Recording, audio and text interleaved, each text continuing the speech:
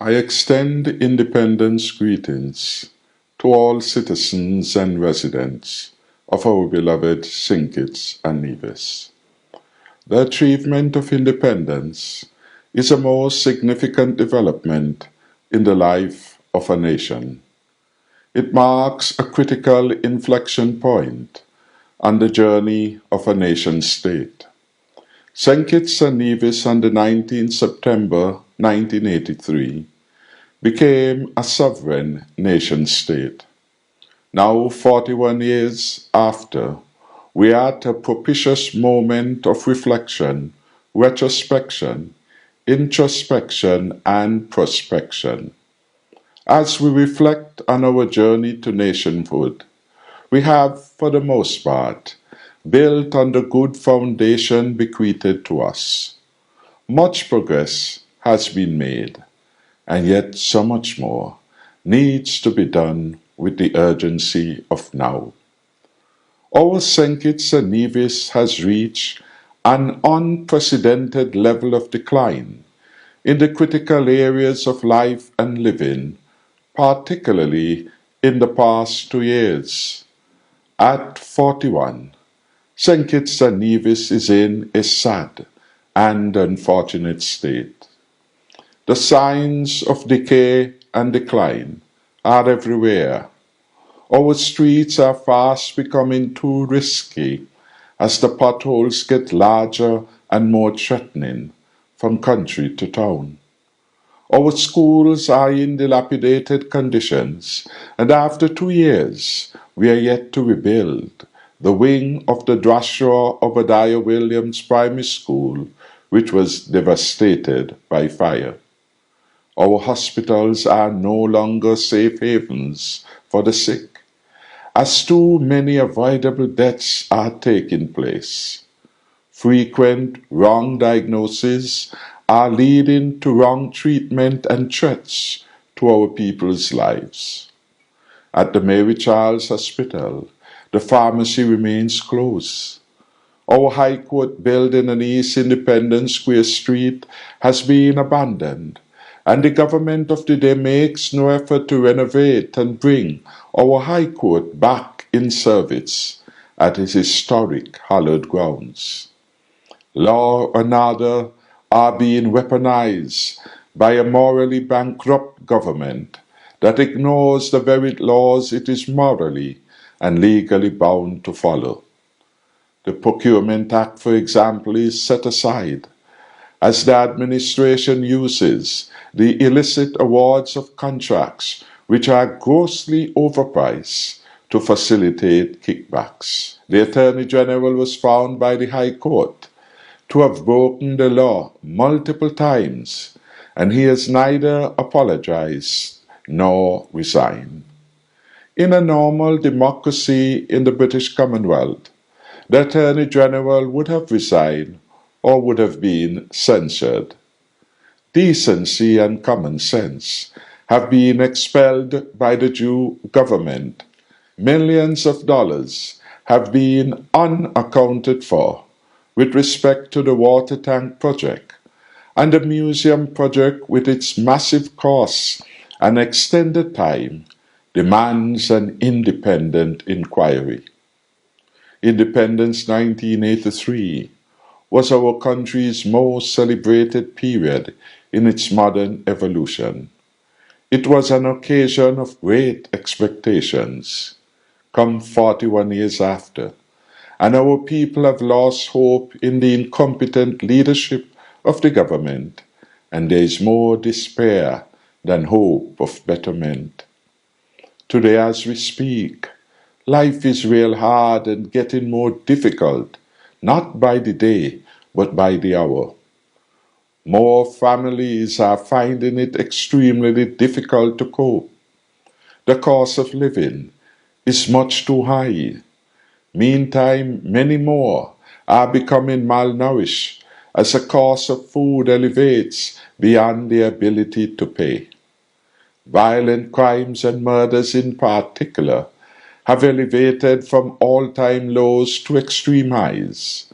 Assassination-style murders have traumatized our nation and destabilize our families and communities. The victims include a 9-year-old student, women, political activists, artists, all in the prime of their lives. In the face of this wanton murderous attack on the nation's state, the present inept administration has no viable solution and no reassurance for our people. The truth is that the Jew administration is in denial, fast asleep, while our people are under violent attack. This government has failed in its most fundamental duty, to keep our people and country safe. It is inconceivable that a Prime Minister and Minister of National Security would take an extended vacation at public expense while his people's blood gushes in our streets. In contrast, United Kingdom's Prime Minister recently suspended his leave in the wake of protests at home. Leadership matters because it makes a positive difference. In St. Kitts and Nevis, the void of leadership is the result not only of incompetence and arrogance, but of the lack of readiness and capability of the government to lead on fundamental issues that are undermining the fabric of our society. Our country is reeling out of control, with its economy is in shambles. Our CBI program, which was once the platinum brand, among all CBI programs in the region, has been relegated to the least preferred status at the bottom of the ladder of regional CBI programs. The incompetent Jew administration failed to build on the most buoyant and successful program which they inherited. Their foolish revisionist policies and erratic policy changes, the weaponization of the CBI against political opponents, the ill-conceived decision to name a convicted fraudster as the face of our CBI program, the encouragement and political involvement in a RICO lawsuit, and the illegal sharing of CBI files to third parties have all damaged our CBI brand, leading to the loss of the major revenue earner for the country. Meanwhile, tourism lags behind. The tourist spend is at an all-time low. Foreign investment is non-existent. No new hotels. The cruise sector is experiencing its worst time, and Port Zante, as a result, is becoming a ghost town. Businesses are closing. Times are real hard. The cannabis industry is stillborn, notwithstanding the excessive 15-member board, overpaid, with a minister of government double-dipping at the public purse.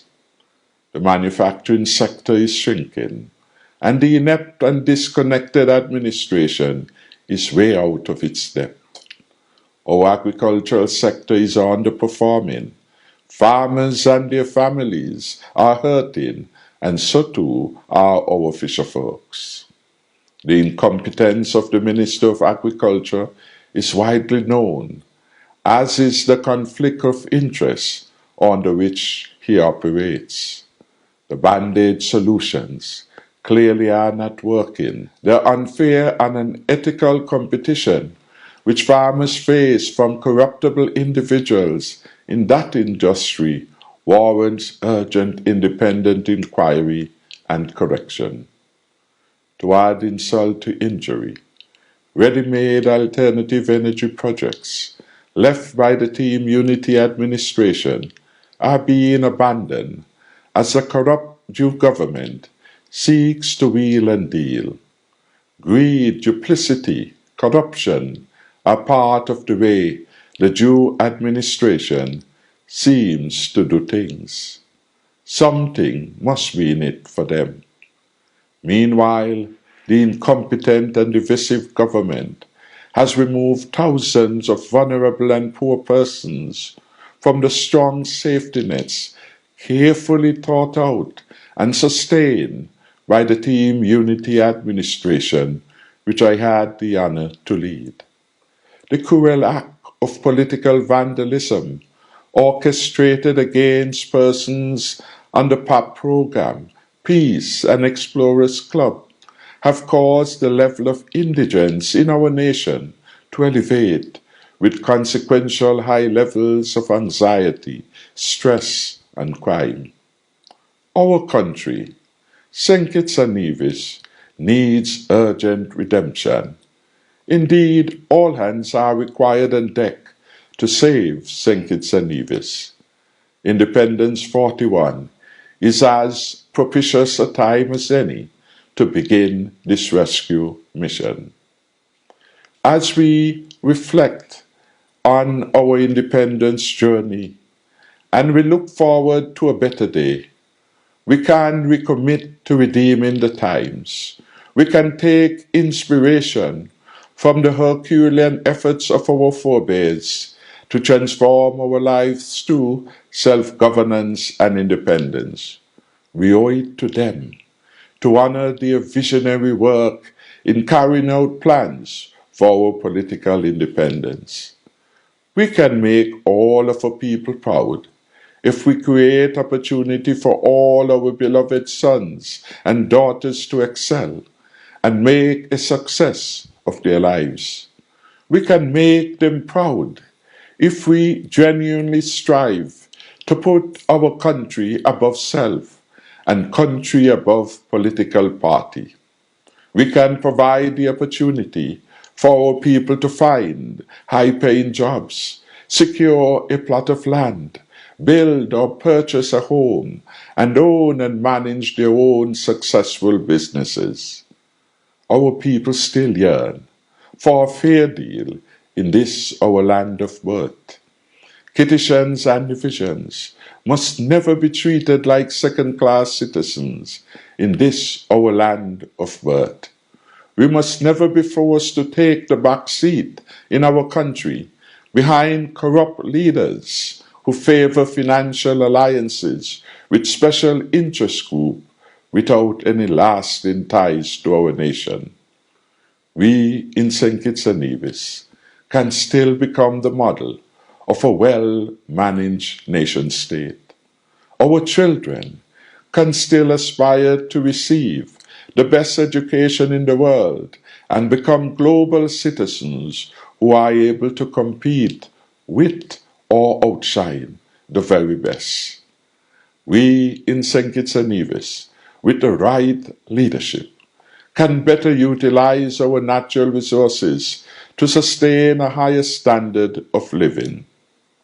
With this visionary thinking, my administration contracted to build the largest solar plant in the region, right here in St. Kitts and Nevis.